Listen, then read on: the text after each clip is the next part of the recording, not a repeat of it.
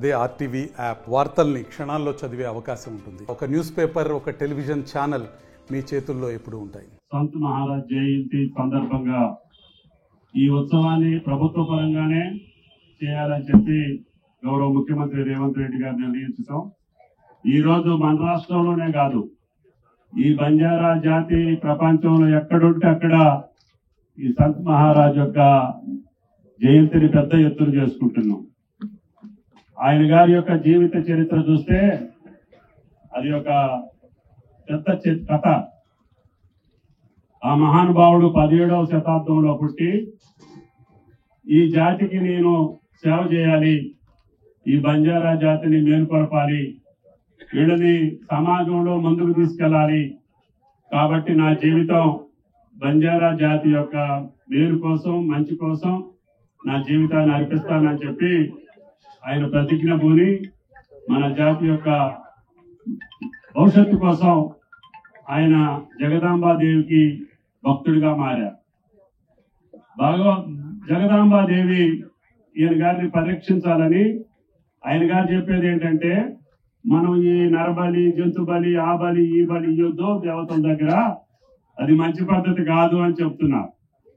అంటే జగదాంబాదేవి మహారాజుని ఎట్లయినా సరే పరీక్షించాలా, ఏంటి ఈయన కథ, ఈయన ఏం చెప్తుండో అది నిజమా కాదా అని చెప్పి ఆ తల్లి, ఏమయ్యా మరి నీకు జంతు బలి ఇయ్యాలంటే నీ మెడకాయ తీసేస్తా, ఏం చేయమంటావు అంటే, తీసేయండి, నా మెడ తీసేసేసి నా శిరస్సు ఖండించండి, కానీ నా జాతి ఈ యొక్క నరబలి కానీ, మత్తు పదార్థాలకు కానీ, ఇటువంటి దుర్లక్షణాలకి నా జాతి దూరంగా ఉండాలి, కాబట్టి తల్లి నీ ఇష్టం అని చెప్పి కత్తిరించినటువంటి మెడని ఆ తల్లి మళ్ళీ అనుగ్రహించి, మహారాజు ఎట్టి పరిస్థితుల్లో ఆయన నిబద్ధతతో ఉండి జాతి కోసం ప్రాణాలు అర్పించడానికి కూడా ఆయన శిరస్సు ఖండించిన ఆయన ఏమాత్రం కూడా వెనుకం చేయకుండా జాతి కోసం ప్రాణాలు అర్పించాడు, కాబట్టి ఆయన తలకాయని మళ్ళీ ఆ బాడీ కత్తిరించని చెప్పి ఆ జగదాంబాదేవి అనుగ్రహంతో మళ్ళీ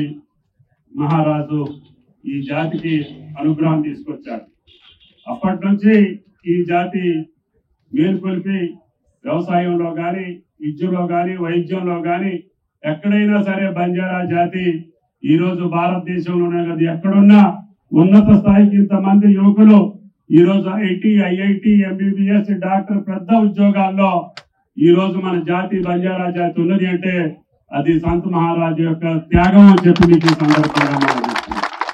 కాబట్టి ఆ మహారాజు యొక్క ఆశయానికి తగ్గట్టుగా, ఆలోచనలకు తగ్గట్టుగా ఈ జాతి ఇంకా ఉన్నత స్థితిలోకి రావడానికి ఇప్పుడున్నటువంటి కాంగ్రెస్ ప్రభుత్వం రేవంత్ రెడ్డి గారి ద్వారా మీ యొక్క జాతికి ఏది అవసరమైతే అది తప్పకుండా చేసే అవకాశం నేను తీసుకుంటానని చెప్పి కూడా ఈ సందర్భంగా మనం చెప్తున్నాం. ఇది గతంలో మహారాష్ట్రలోనో ఎక్కడో అక్కడో కొద్దిగా జరిగేది. ఇది తెలంగాణ ఏర్పడ్డ తర్వాత తెలంగాణలో ఉన్నటువంటి అత్యధిక జనాభా కలిగినటువంటి గిరిజన జాతి బంజారా జాతి. అందుకని ఈ రోజు ఊరూరున ప్రతి మండలంలో, ప్రతి జిల్లాలో ఈ జయంతి ఉత్సవాలు ఇంత పెద్ద ఎత్తున జరగటానికి ఆ జాతిలో ఉన్నటువంటి యువకులందరూ కూడా పైకొచ్చారు. మనం కూడా మహారాజుని కొలిసి ఆ యొక్క ఆశయాలకు తగ్గట్టుగా మన జాతిని ముందుకు తీసుకెళ్లాలని చెప్పి ఈ యొక్క బంజారా జాతి యువకులు ఆ పెద్దల యొక్క ఆశీస్సులతోటి కార్యక్రమాలు మొదలు పెట్టారు.